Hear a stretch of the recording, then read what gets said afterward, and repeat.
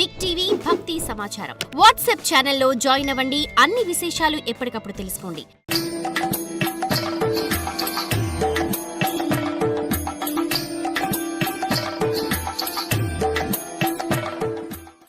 శంతనుడు తనలో తాను ఆలోచించుకొని కాసేపటికి, నాయనా దేవవ్రత, నువ్వు అన్నది నిజమే, కొడుకు ఒక్కడే ఉన్నా లేనట్టే అని ధర్మశాస్త్రవేత్తలు చెబుతున్నారు.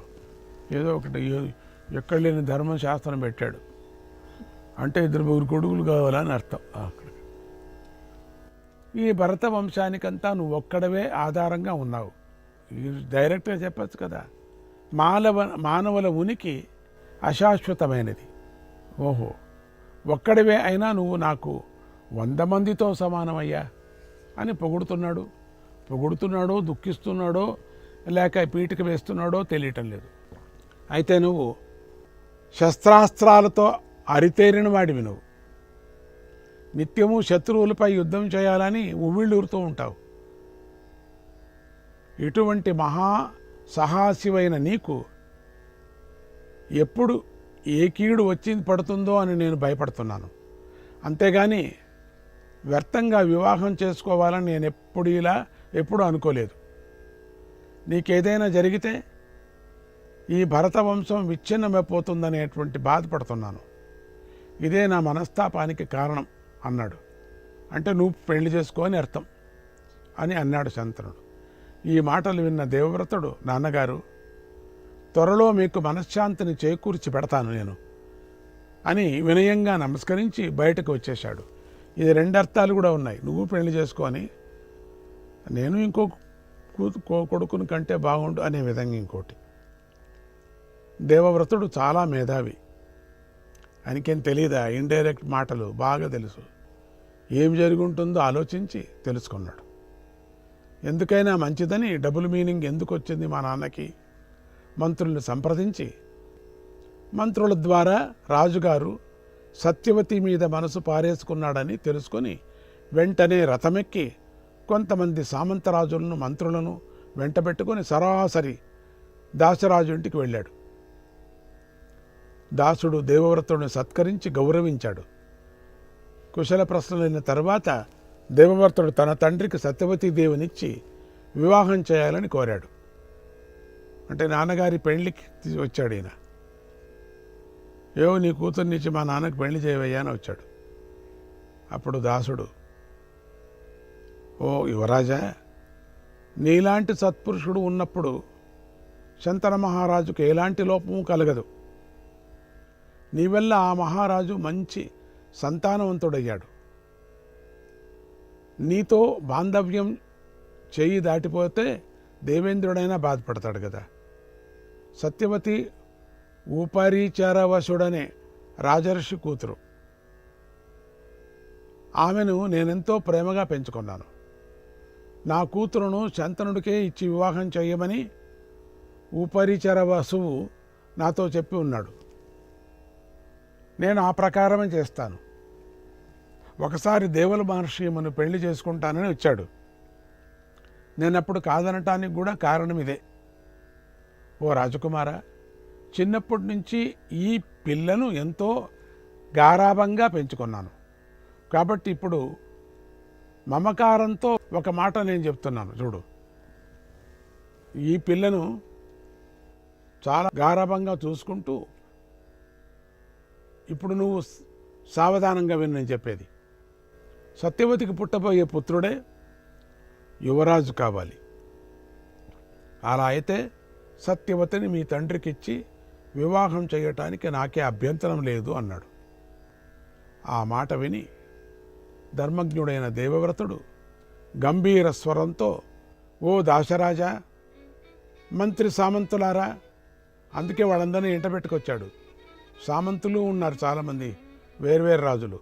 మీరందరూ నా శపథాన్ని శ్రద్ధగా వినండి.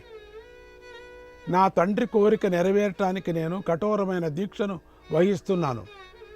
ఇకపై సత్యవతీదేవి గర్భంలో జన్మించిన వాడే కౌరవ సామ్రాజ్యాన్ని పరిపాలించటానికి అర్హుడవుతాడు అని శపథం చేశాడు.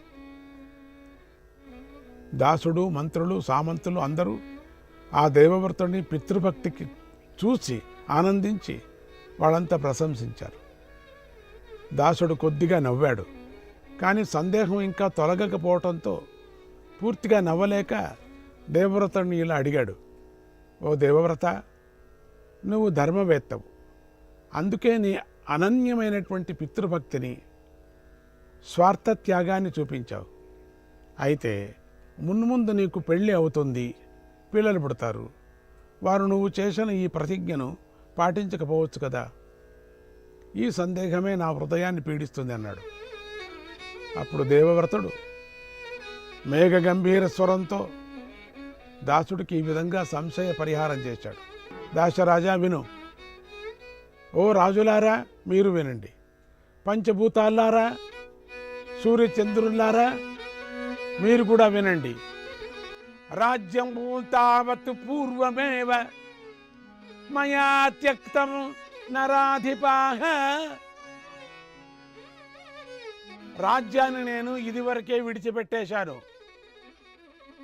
అద్య ప్రభృతి మేదాశ, అద్య ప్రభృతి మేదాశ బ్రహ్మచర్యం భవిష్యతి. బ్రహ్మచర్యం భవిష్యతి. రాజ్యాన్ని విడిచిపెట్టిన నేను నా సంతాన విషయంలో ఒక నిరంతర నియమాన్ని అవలంబించబోతున్నాను. ఇక నేను ఈ క్షణం నుంచి ఆ జన్మాంతం వరకు కూడా బ్రహ్మచర్యాన్ని వహిస్తాను. అపుత్రస్యాపి మే లోక, అపుత్రస్యాపి మే లోక భవిష్యతి అక్షయాదివి. పుత్రులు లేని వారికి అక్షయ పుణ్యలోకాలు లభించవని సంశయిస్తారేమో. పిల్లలు లేకపోయినా నాకు అక్షయ పుణ్యలోకాలు సిద్ధిస్తాయి, నాకు తెలుసు. ఈ నా సత్య ప్రతిజ్ఞను ఇక తిరుగులేదు. సత్య ప్రతిజ్ఞకు ఇకనైనా మా తండ్రి గారి కోరిక నెరవేరుతుందని భావిస్తున్నాను అని భీష్ముడు ప్రతిజ్ఞ చేశాడు. ఆ పూర్వ పితృభక్తికి సంతోషించిన దేవతలు, దివ్యపురుషులు, అప్సరసలు అంతరిక్షం నుండి దేవవ్రతుడిపై పుష్పవృష్టి కురిపించారు. అభ్యవర్షంత కుసుమైః, అభ్యవర్షంత కుసుమైః భీష్మో యమితి చాబ్రువన్, భీష్మో యమితి చాబ్రువన్ అని పుష్పవృష్టి కురిపించిన దేవతలు దేవవ్రతుడి అనన్య సాధనమైన ఈ భీషణ ప్రతిజ్ఞకు సంతోషించి ఈనాటి నుండి ఈ దేవవ్రతుడు భీష్ముడని పిలువబడతాడని పలికారు. దాశరథ భీష్ముడి ప్రతిజ్ఞకు చాలా సంతోషించి సత్యవతిని శంతనుడికి ఇవ్వటానికి అంగీకరించాడు. భీష్ముడు ఆమె దగ్గరికి వెళ్ళి వినయంగా చేతులు జోడించి, తల్లి, ఇక నీ వల్లే మా కౌరవ వంశం వృద్ధి చెందుతుంది. తల్లి, రథమెక్కు తల్లి, అమ్మ చిన్నమ్మ తల్లి, హస్తినాపురానికి వెళదాము తల్లి, రాండి. సత్యవతీ దేవుని తీసుకొని భీష్ముడు హస్తినాపురానికి చేరాడు. భీష్ముడు చేరిన భీషణ ప్రతిజ్ఞను విని పురప్రజలకు భీష్ముడిని ఎలా మెచ్చుకోవాలో తెలియలేదు. భీష్ముడు తండ్రి దగ్గరికి వెళ్ళి జరిగినదంతా చెప్పాడు.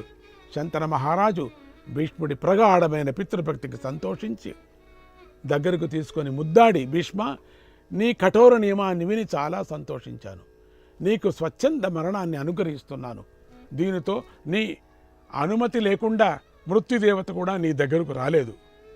నువ్వు కోరుకున్నప్పుడు శరీరాన్ని విడిచిపెట్టవచ్చు అని వరాన్ని ఇచ్చాడు. ఎందుకంటే ఆయన కూడా చాలా పెద్ద తపస్వి కదా. భీష్ముడు ఆ వరానికి ఎంతో ఆనందించి తండ్రికి నమస్కరించాడు. తర్వాత సత్యవతి శంతనుల వివాహం జరిగింది. మహాభక్తుడైన భీష్ముడు ఈ విధంగా ఎన్నో సంవత్సరాలు సాధన చేసి మహాయోగులు సంపాదించే బ్రహ్మచర్యాన్ని ఒక మాటతో సిద్ధి చేసుకున్నాడు. ఓం నమో నారాయణాయ, ఓం నమో నారాయణాయ.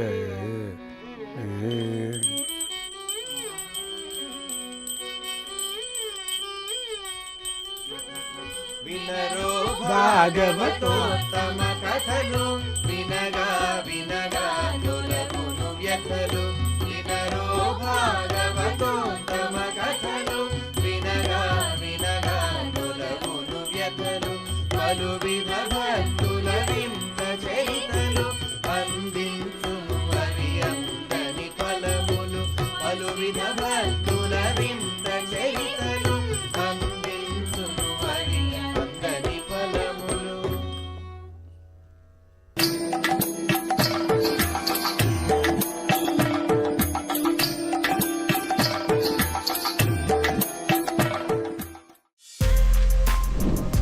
For more videos like this, subscribe Big TV channel.